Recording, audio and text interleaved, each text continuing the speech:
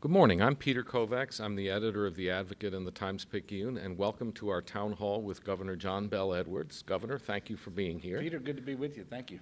Our town hall today is brought to you by AARP, and we'll start with a brief message from them.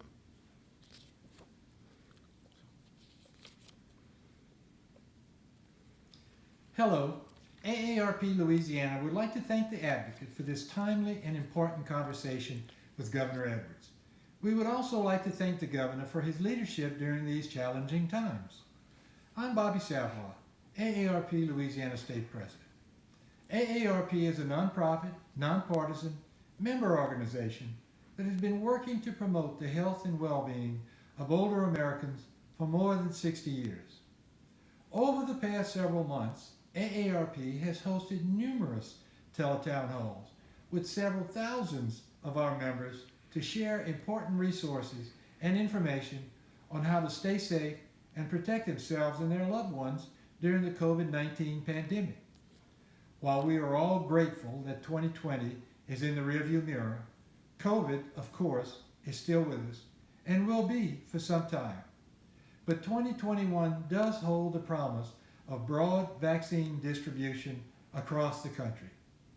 It is a critical time to remain vigilant and follow the advice of the Governor of Louisiana. Stay safe, Louisiana, and remember to be considerate of others. Continue to wear your face coverings. Wash your hands often. Keep your distance from others. Stay home if you're sick. And let's all get vaccinated. Together, we will get through this. Welcome back, and thank you.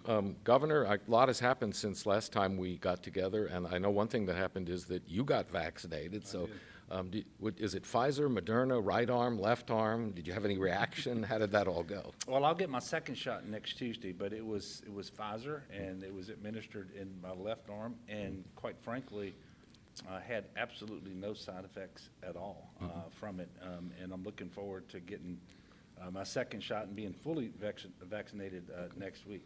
Okay. And you never had to quarantine that I can recall. No, I have not had COVID, thankfully, and I've not been a close contact of someone who had. And of course, I've been very, very careful. You know, I'm not wearing a mask at the moment because you're 6 feet away from me, but I wear a mask almost all the time, and individuals, when they meet with me, they do as well, and they stay more than 6 feet away. Because a number of individuals who work for me or who have visited with me have been determined to be positive, but once we looked into it, they were never a close contact. Oh, okay. Lucky for you. So I've been fortunate, but we've also been very careful. Okay.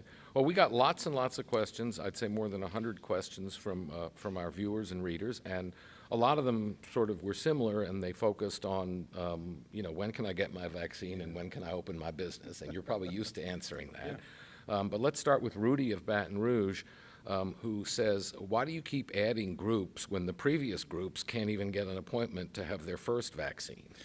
Well, the number of vaccines doses being made available has been increasing, and the Office of Public Health is engaging with our enrolled providers to determine if there's any slack in the appointment system. And as you determine that there's slack, then you can go ahead, and especially if you hear from Operation Warp Speed and the folks at the White House that the vaccine doses are going to increase, then we will add more groups. And I think it's been done about right. I mean, look, there's nothing perfect about our approach or anybody else's approach, and reasonable people can always disagree about certain things. But we believe we've hit the right mix, and we've gotten about 12% of our population to receive at least the first vaccine thus far. Puts us at the top tier of states, and we're vaccinating the right people because the overwhelming majority are for those who are 60 and above, which are the people most vulnerable to the disease. Yeah, okay. Yeah, I thought we were above average, and maybe the storms put us back to average. Well, the storm has impacted us. Yeah. So by Friday of this week, we will have gotten the vaccine that we were supposed to get last week, plus what we were supposed to be administering this week, and then early next week, we will get next week's doses. So over the next 10 to 14 days, we're going to be working extremely hard with all of our partners, our enrolled providers, to catch up, but we will be administering a lot of doses in order to do that. Okay. This is from Melvin of Jefferson Parish. How does the state plan to roll out the vaccine as related to those working in education? Yeah, well, we've already done that. So K through 12, and there's a difference in higher education. They are in a priority group, but we haven't yet gotten to their priority group. So is it early childhood and K through 12, teachers and all support workers, everybody who works on those campuses or those facilities is eligible currently. That was a change that became effective this past Monday. And they simply schedule an appointment with an enrolled provider, just like anyone else would, like you did, for example, and they go and they get their test. Now, they need to be able to show a pay stub or a credential issued by their school, you know, an ID badge or something, but they can get their vaccine now.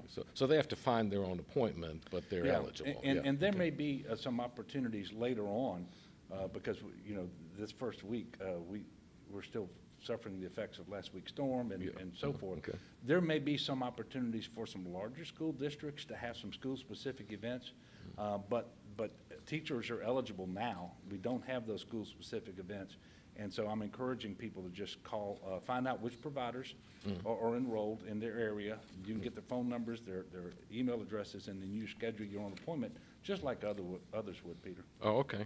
All right. So this is from Jonathan from Bossier City. He says, Governor, what guidelines and statistics is your office currently using to justify staying in phase 2? Are we still in phase 2? But we are still in phase 2, but your own criteria doesn't support that. When will we quit moving the goalposts? Well, first of all, the proclamation ends next Wednesday. It'll be replaced by another one. Obviously, we're not going to end the public health emergency. And we will make a decision on Monday of next week after a gating criteria meeting as to what we do. But I will tell you, we're certainly doing better. When you look at positivity, statewide, the average was 5%, exactly where it was last week. So it didn't go down again, but it's 5%, which is a third of what it was about 6 weeks ago. We have about a third as many people in the hospital as we did 6 weeks ago as well, and the lowest number since before Thanksgiving. And cases appear to be leveling off now and not decreasing any further, which is what we're seeing across the country. One of the challenges we're having in Louisiana is with Mardi Gras and the winter weather, testing has fallen off considerably, and so our visibility into exactly what's happening isn't quite what it was. But I anticipate, based on the data that I understand to be accurate as of the moment, that we will be making some changes with the proclamation that will be effective next Wednesday. I'm not going to make that announcement today, but I will tell you we've not moved goalposts. Our efforts have always been to try to be consistent with what the CDC and the White House Task Force is asking us to do, looking at the situation here in Louisiana. And I will tell you the last proclamation that expired did so just before Mardi Gras. And it would have been absolutely irresponsible to lift restrictions and mitigation measures ahead of Mardi Gras when you look at what happened Mardi Gras a year ago. Right. And the impact that that had on our state, where we had the steepest incline in case growth anywhere in the world. So we'll look at doing that next week, and I'll have a decision that we will announce, I think, on Tuesday of next week. Oh, okay.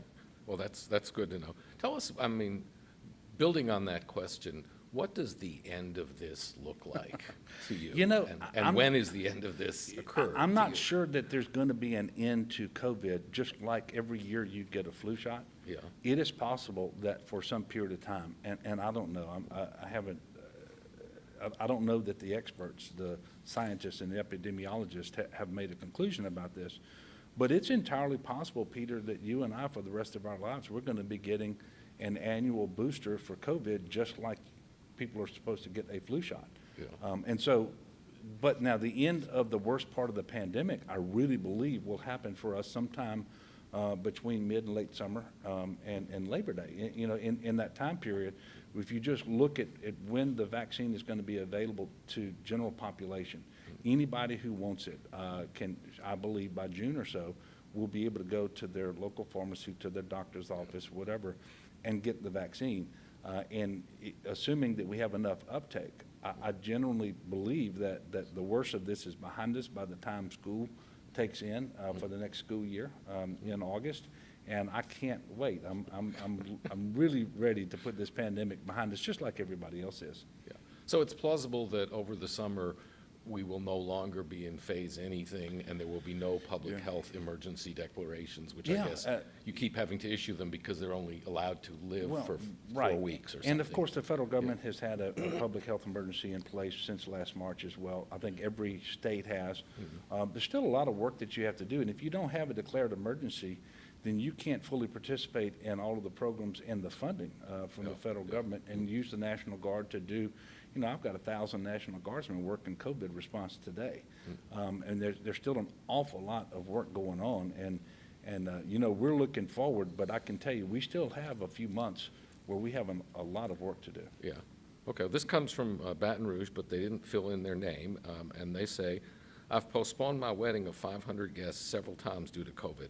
I understand and respect the restrictions, but is the end of gathering restrictions in sight, and when will I be able to hold my wedding?" Now, do you want to be responsible for keeping these people from getting married? Nope. But I can't today say when that's going to happen either. I mean, I'm not even prepared to announce what's going to come next Wednesday, plus, you know, much less whatever. Let this guy have a wedding with 500 people. And the other thing is, you know, and we've seen this recently, it's very difficult for me to make the decision to go backwards in terms of the phases and to reimpose restrictions that we've already lifted. But as I've mentioned before, anytime the capacity to deliver life-saving care in our hospitals is threatened, whether it's beds or staffing, we have to make changes in order to save people's lives. And I don't know, I don't have a crystal ball to know exactly what the situation is going to be like at any given time. But I believe that things are going to just steadily get better. The curveball out there is the UK variant, and I know that you're aware of that. But we have 18 confirmed cases in Louisiana, another 50 or so suspected, and what we know is that UK variant is all over our state and all over the country. Could be the dominant variant a month from now.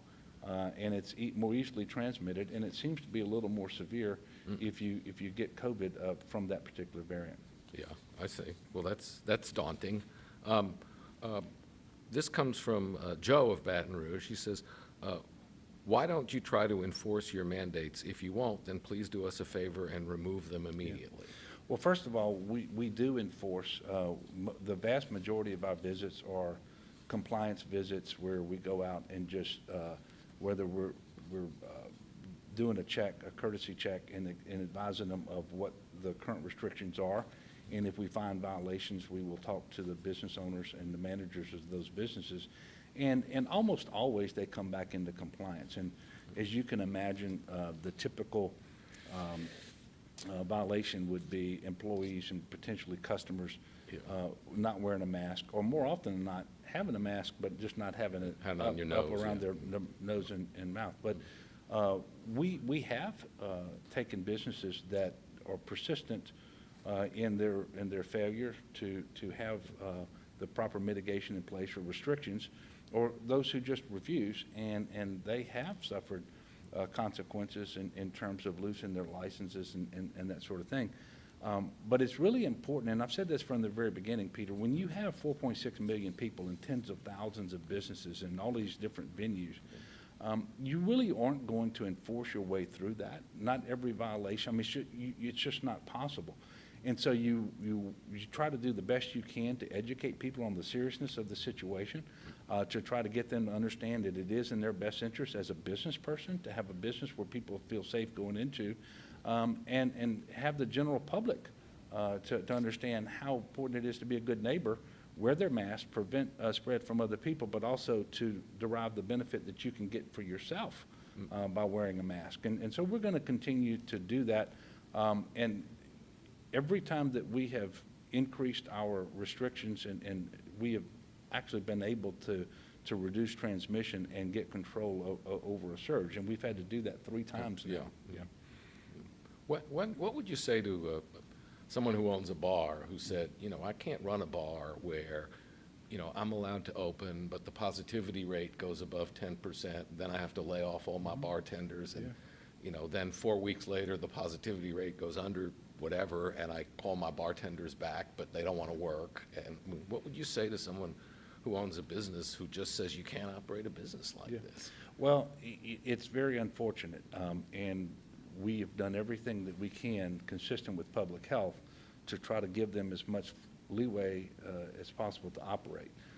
Whether for those who have video poker machines, being able to keep 2 of those 3 machines on, for example, making sure that they can engage in delivery and drive-through and pick up, the flexibility that they have to operate outside, which is always safer than inside. Yeah. The ability, if they are able and want to operate as a restaurant with conditional license that we very quickly act on. But the simple fact of the matter is, bars are the venue that are most dangerous with respect to transmission because of the way people behave in bars. And it's not that I have anything against bar rooms. Nobody's trying to punish them. But we have a public health imperative to slow transmission. And you know, the recommendations on bars came from the CDC and the White House Task Force. When we do our own contact tracing, it reaffirms just how significant the threat is in bars. But once you get to a certain level, then we do feel like we are going to be able to reopen bars, and I'm hopeful that that day is coming sooner than later, not without restriction, but hopefully with restrictions that will allow them to all operate. You mentioned contact tracing, which hasn't been as much in the news as when it was launched. Is that still working? And I remember initially the problem was nobody would answer the phone because they thought it was a junk call. And how much contact tracing are we still doing? And does it still, you know, what % of people are responding to it, if you know that? Yeah, I don't have the most recent numbers, but I will tell you that we are still engaged in contact tracing. It remains a very important part of our overall effort.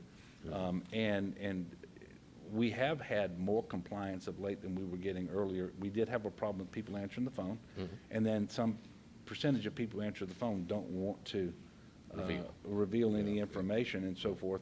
But those numbers have been getting better. The other thing is that individuals can access help, because if they're being asked to quarantine or to isolate because of contact tracing, then we have programs in place to help them in terms of getting food to them and that sort of thing. And so it remains an important part of our effort going forward, and I'll try to get you the information from the most recent data that we have around contact tracing. Okay, well, thank you. This is from Jason of New Orleans, and says, when are you going to let bars stay open past 11 p.m.? It's a very un-Louisiana thing to close bars. Yeah, and you know, but that's really important. If you look at all of our neighbors, for example, I think it's a common 11 p.m. closing. You'll see it in Texas and Arkansas and Mississippi, and that may have just changed in the last couple of days, but I don't think it has. I'm unlikely to make that change anytime soon, and the reason is, let's compare bars and restaurants, for example. If you go out to a restaurant and eat a meal, you eat your meal, you go home, because you're only going to eat one meal, right? Yeah. But people who go to bars quite often go to multiple bars.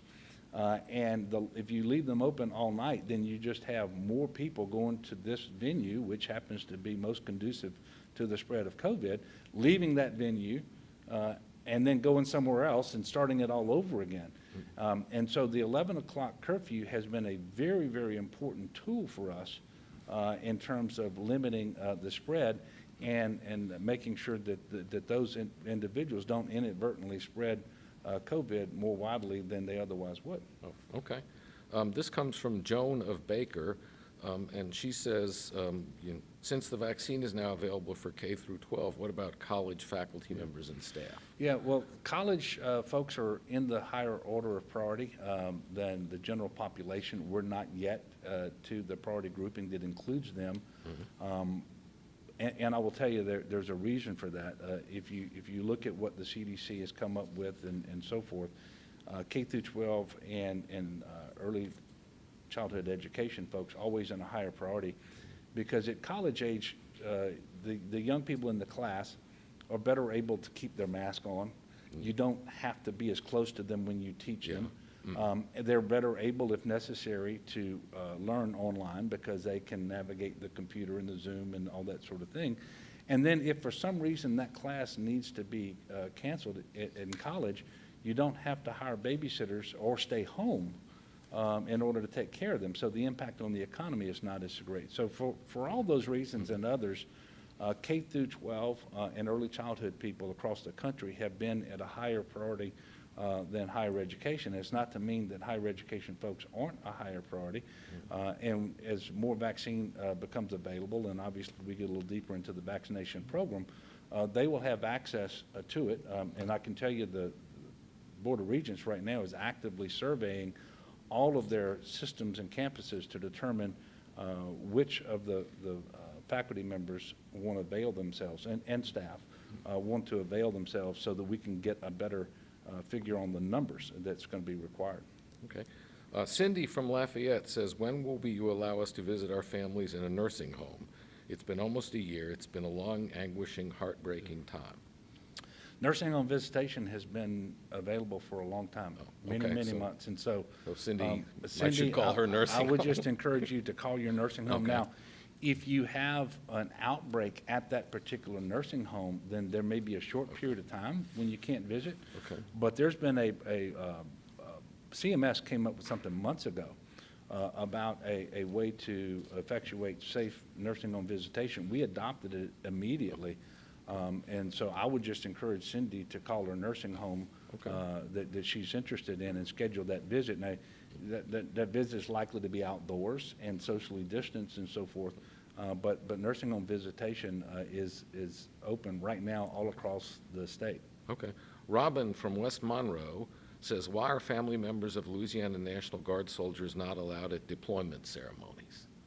Well, you'd have to ask the Adjutant General and the folks at the National Guard, but I'm quite certain that has to do with COVID and not wanting individuals to get COVID as they are deploying overseas or to wherever they happen to be deployed to make sure that you don't inadvertently contract COVID, get sent away, and then have it circulate in the group of soldiers. So, and keeping those crowds out. Now, you know, but that's not a decision that I made. That the National Guard made that decision, and I'm sure that they made it with what they believe would be best interest of the soldiers and the mission and the family members, all because of COVID. Yeah.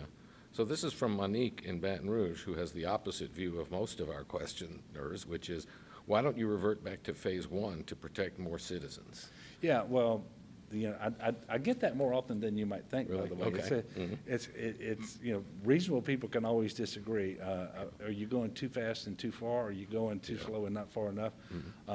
I will tell you that we base the decisions that I make on science, on gating criteria that have remained consistent from the beginning.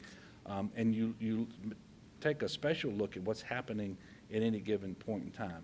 So if you have a very large number of people in the hospital with COVID-19 and cases are increasing and hospitalizations are increasing, then obviously you're doing things different than if you have the opposite trajectory and so forth. And so I understand it's hard to make people happy, but at the end of the day, we're doing what we believe is most reasonable, trying to strike the right balance between protecting public health and saving lives on the one hand, with having as much economic activity on the other hand that you can have consistent with the public health imperative. And it's just, it's difficult. But you know, we're getting close to 10,000 people in Louisiana who've died from this disease. 426,000 confirmed positive cases. Now, those are tests. And we know that there's more than that that's actually had COVID, because some percentage of folks are always going to be asymptomatic. They don't often test. Right. And so this has been a very, very significant public health emergency. And there are some people who you know, don't believe we should have in-person education going on right now and so forth. But we're doing the best we can to manage and strike the right balance. A couple of thematic questions that came up, not related to vaccines and COVID. One was whether you have any reaction to the information that Les Miles settled a sexual harassment matter and what that says about the wider problems at LSU. Yeah, well, I think the story broke yesterday, and I don't know, from my understanding, LSU was not a party to the settlement, had no knowledge of it, and don't know what's in the agreement. I know that there's a dispute, so that the attorneys representing Coach Miles are saying that it's been mischaracterized. I mean, I just don't have enough information. Obviously, you're concerned anytime you hear about something like that. It was very surprising to me. That was, you didn't know about it till yesterday? No, Okay. I mean. You weren't no. governor when it happened? No, but I have never heard anything about that. And so it was obviously surprising, but I just don't know enough and I think to comment on it.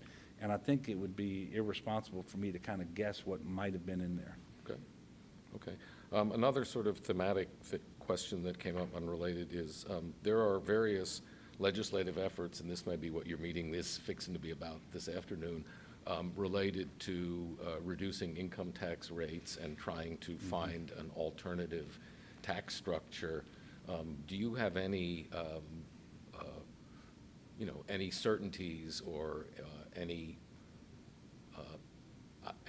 concepts of what would have to be in it, in such a proposal, or what should not be in such a proposal? Yeah, well, first of all, we are open to and support true tax reform. If you remember, the legislature a few years ago created a task force to study our tax system, other systems around the country, make recommendations, and we embraced just about every single measure that they came out with. Almost none of them passed, but they're all being recycled again now, and we can certainly support reform, but now reform means improvement. Yeah. And what is actually an improvement, I guess, is in the eye of the beholder. But can I support lowering income tax rates both for individuals and for businesses? Absolutely. And the easiest way to do that in a meaningful way is to eliminate the FIT, the deduction you get on state taxes for federal income taxes paid. Almost no states do that, and so you could be revenue neutral. So but you just have a much simpler system with lower rates, and you trade those deductions for the lower rate, and that's the sort of approach that the task force recommended. That is what we can and should do. Now, what I am not going to do as governor is create that structural deficit that I inherited again. We have worked too hard and made too much progress. You may have seen just recently Moody's improved our outlook to positive for the first time in a long time, citing the responsible way that we're managing the budget, and the fact that the revenues are coming in sufficient to pay the bills. I'm not going backwards on that, but anything that they want to do that is real reform and that is revenue neutral, I'm open to it. Okay. One last question, because I said we would be finished for 12, and we will. Do you still have the chickens, and what happened to them in the cold? I do have chickens, and they fared really well. Okay. They slowed down a little bit in the ultra cold weather, but this week they're back laying. Do they not lay eggs in the cold weather? Well, they will sometimes slow completely down and stop, but that didn't quite happen with us. Okay. But they're back laying eggs this week. In fact, I have them just about every morning for breakfast. But thank you for expressing interest in the chickens. They're doing well. Okay. All right. Well, we appreciate it. I said we'd be through for 12, and we are through for 12, and we appreciate you coming out today. And thank you very much.